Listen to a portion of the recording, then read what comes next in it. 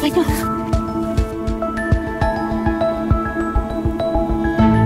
Naman na ako umawat. Wala yun si Mama. Mama, magkabito! Alam mo, desidido na ako.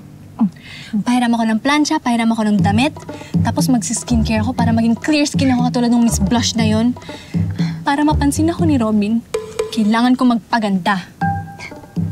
Sige ate, tutulungan kita dyan. At sana tulungan talaga tayo ni Lord kasi kailangan na natin ng divine intervention.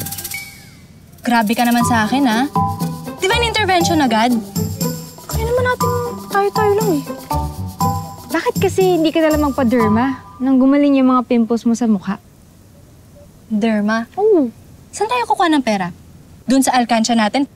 Alam mo, kaya pang masilyahin to ng concealer, tsaka makeup, kaya tsaka na yung mga derma-derma na yan. Sabi mo eh. Mga anak! Uy, Ma! Ma! Ano ginagawa mo dito? Meron akong dalang pagkain na take out para sa atin. Baka naman sabihin ninyo, ang papa nyo lang nagpapadeliver ng food para sa inyo. Ma, hindi mo naman kailangan makipag-competition sa Best Parent Award na yan. Okay?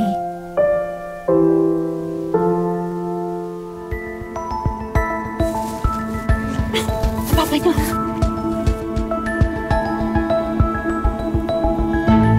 Naman na ako umawat. Wala yun si Mama. Mama, magkabito!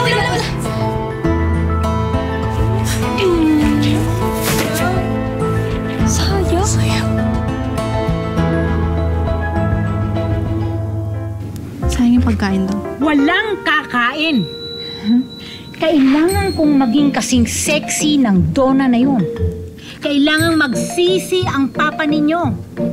Kailangang ma-realize niya na hindi lang sa ukay merong pre-love na ako na dati niyang minahal. Marirealize niya ang halaga ko ulit.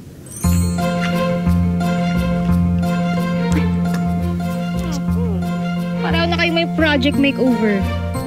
Nagbaliw na dahil sa mga lalaki. I think